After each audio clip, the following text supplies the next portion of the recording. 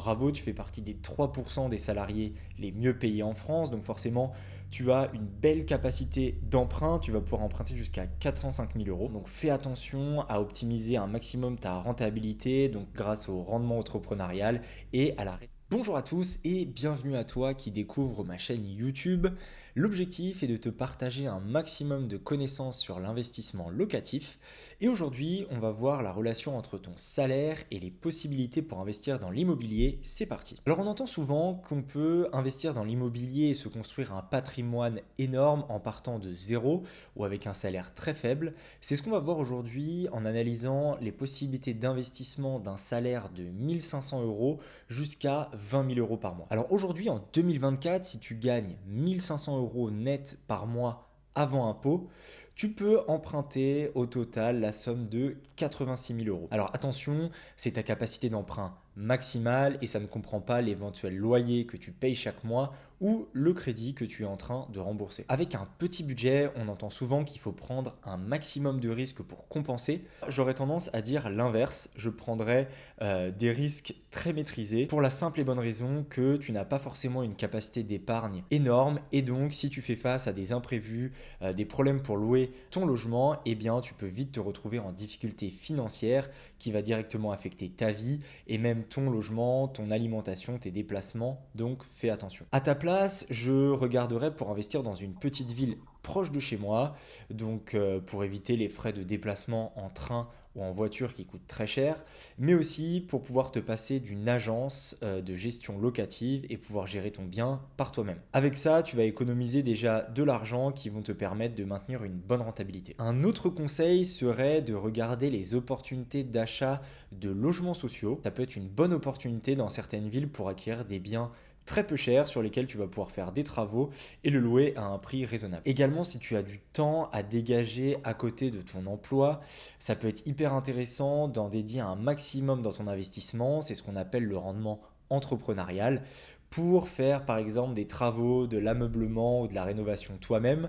C'est des choses qui vont te permettre de gagner également en rentabilité et de tirer un maximum de ce premier investissement. Alors je peux donner l'exemple d'une personne que j'ai accompagnée qui a acheté son premier bien à 3 avec ce budget et qui a pu acheter un logement social en mettant un maximum de rendement entrepreneurial. Il a fait les rénovations, les travaux, l'ameublement avec ses amis sans dépenser énormément d'argent. Et aujourd'hui, le fait d'être proche de chez lui permet de louer en direct et d'avoir une très bonne rentabilité. J'espère d'ailleurs qu'il va bientôt pouvoir aller voir la banque pour un second investissement. On passe maintenant sur un budget légèrement supérieur. Si tu gagnes 2500 euros par mois, tu vas pouvoir emprunter 144 000 euros. Donc c'est un budget qui est un petit peu plus confortable mais qui reste serré, donc attention. Les risques qui sont liés à l'investissement s'appliquent aussi pour toi. L'épargne ne va pas pouvoir être énorme, donc attention encore une fois aux imprévus et notamment aux simulations qui sont trop optimistes, c'est-à-dire qui ne prennent pas en compte les éventuels imprévus que tu vas avoir à payer ou les vacances locatives si ton bien n'est pas loué pendant un mois ou deux, par exemple si tu loues un étudiant, si ton bien n'est pas loué l'été, il faut prendre toutes ces mesures en compte dans ta simulation. D'ailleurs, j'en profite, si tu cherches à investir dans l'immobilier et que tu as besoin d'aide pour la partie simulation, rendez-vous en description, je t'offre une simulation complète pour prendre en compte tous ces critères. Avec ce budget donc de 144 000 euros, je te conseillerais de partir sur un premier studio par exemple d'une valeur de 80 à 90 000 euros. J'aime beaucoup par exemple la ville de Rouen qui offre des superbes rentabilités dans ces prix-là en achetant en centre-ville et avec des risques très maîtrisés. Pareil, le champ des possibles n'est pas encore énorme, donc fais attention à optimiser un maximum ta rentabilité, donc grâce au rendement entrepreneurial et à la réduction des coûts sur tous les postes de dépenses. Également, si tu souhaites faire des travaux, attention à ne pas te lancer dans des travaux trop optimistes qui risquent de te coûter cher et de retarder la mise en location de ton bien. Prends un bien avec de la rénovation, mais pas forcément des énormes travaux qui peuvent vite coûter très cher. On monte ensuite en niveau de salaire et si tu gagnes 3 500 euros par mois, tu vas pouvoir emprunter auprès de la banque la somme de 202 000 euros sur 20 ans. Donc on commence à avoir un budget un petit peu plus confortable. Normalement, tu as la capacité d'avoir un petit peu plus d'épargne et de mettre un petit peu plus d'épargne chaque mois. Donc on va pouvoir prendre un tout petit peu plus de risques. grâce à ce matelas. Donc je partirai quand même sur un petit studio ou un T2 dans une ville étudiante. Tu peux monter ton budget à environ 120 000 euros et ça te permet d'accéder à des biens avec un petit peu plus de travaux. Tu auras un petit peu plus de marge, donc potentiellement pour acheter un bien avec un DPE assez mauvais en G ou en F. Appelé aussi passoire thermique, pour le rénover et le mettre en location. Tu as également la possibilité de passer certains biens étudiants en biens plus premium qui te permettront d'avoir un meilleur loyer, quitte à réduire un tout petit peu le nombre de demandes de locataires que tu vas avoir pour ton logement. Acheter deux biens peut être difficile à ce stade, donc je te conseille de partir sur un premier bien, de bien le sécuriser et de bien le maîtriser pour ensuite pouvoir revenir voir la banque avec un dossier solide et partir sur un second investissement. On passe maintenant sur un niveau de salaire à 5 200 euros par mois, donc ça reste un salaire confortable. Je pense aussi évidemment aux couples, aux personnes qui souhaitent investir à deux, qui peuvent avoir ce type de budget. Donc là, on va pouvoir emprunter la somme de 300 000 euros. Donc ça augmente évidemment le champ des possibles. On peut partir sur des biens un petit peu plus grands. On peut même partir sur des maisons pour ceux qui habitent en région et qui ont des attaches à côté par exemple de chez eux ou de chez leurs parents. Il peut y avoir des très beaux projets à faire là-dessus. Ou alors partir sur des appartements un petit peu plus grands dans des villes, que ce soit des colocations, des T2, des T3. Donc voilà, on peut élargir le champ des possibles, faire également un petit peu plus de travaux. Donc voilà, c'est un budget qui est intéressant.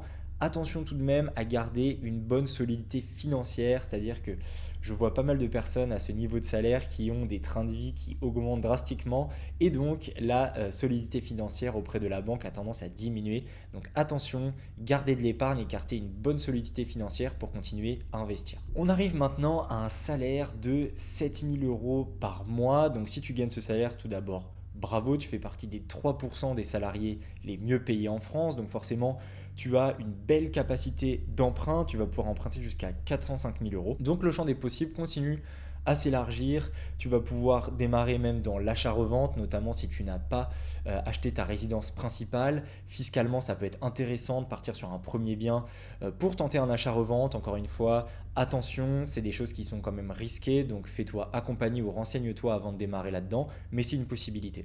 Sinon, c'est à partir de ce salaire que tu vas pouvoir envisager à acheter deux biens.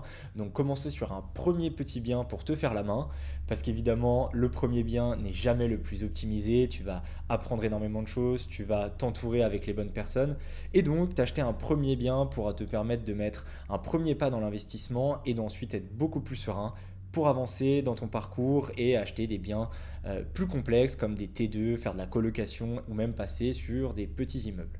On arrive maintenant à un salaire de 10 000 euros par mois. Si tu gagnes ce salaire, félicitations, tu fais maintenant partie du pourcent des Français salariés les mieux payés. Donc c'est évidemment une superbe situation. Donc là, c'est sûr que tu vas pouvoir accéder à un levier bancaire encore supérieur puisque tu peux désormais emprunter 579 000 euros. Donc là, évidemment, auprès de la banque, tu as un profil très attractif. Tu vas même pouvoir avoir accès dans certaines régions à de la banque privée ou à des conditions beaucoup plus avantageuses pour investir. Donc profites-en. Par contre, attention, quand je vois les personnes qui ont atteint ce niveau de salaire, en général, c'est couplé à avoir beaucoup moins de temps disponible pour investir. Donc attention à aussi bien utiliser cette capacité d'épargne. Donc soit tu peux te faire accompagner avec de l'investissement dit clé en main de A à Z, ou si tu as un petit peu de temps, tenter un premier bien pour voir quel temps tu vas pouvoir dédier, à quel point est-ce que tu as envie de t'investir pour la suite. Le champ des possibles est très large, donc là encore tu vas pouvoir commencer avec un petit studio ou un T2 et par la suite passer sur des plus gros investissements si tu en as envie, comme des petits immeubles de rapport, prendre un petit peu plus de risques en termes de location, ou alors ce que je constate aussi avec des personnes avec ce niveau de salaire, vouloir acheter du beau patrimoine, c'est-à-dire dans des grandes villes, l'appart haussmannien à Paris, ou des très beaux appartements à Marseille, à Lyon, à Bordeaux, ou dans des grandes villes à ses côtés.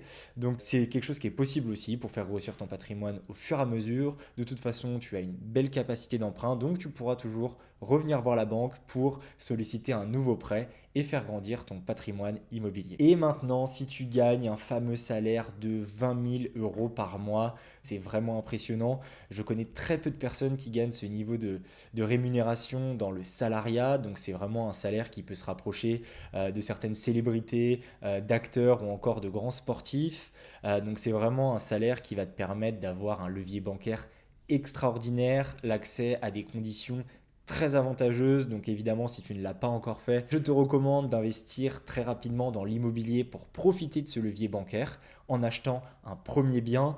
Pareil, l'idée c'est de te faire la main. Je ne sais pas si tu as beaucoup de temps pour investir, mais si tu peux en consacrer, tu vas pouvoir acheter ton premier bien et par la suite passer sur des investissements un petit peu plus complexes. Ce que j'observe également dans cette partie ce que j'observe également dans cette tranche de salaire et de budget, c'est l'envie d'acheter et d'investir des choses qui tiennent à cœur ou qui font partie d'un projet plus large, donc comme la transformation de certains lieux pour les transformer en habitation. Je pense par exemple à des bâtiments industriels, à des lofts d'artistes, des choses comme ça. Donc évidemment, ton appétence et même tes goûts vont rentrer en jeu pour faire un investissement qui te ressemble ou qui a du sens. On ne va plus chercher évidemment à grappiller chaque pourcent de rentabilité, mais on va faire grossir un patrimoine qui nous tient à cœur. Donc c'est vraiment évidemment une situation royale et je t'invite évidemment à investir avec un maximum de passion parce que tu as vraiment l'opportunité d'avoir un impact à ce niveau de salaire et c'est tant mieux. Et maintenant, dis-moi en commentaire si tu veux que je détaille particulièrement une tranche de salaire pour te dire exactement pas à pas comment j'investirais à ta place et à très bientôt.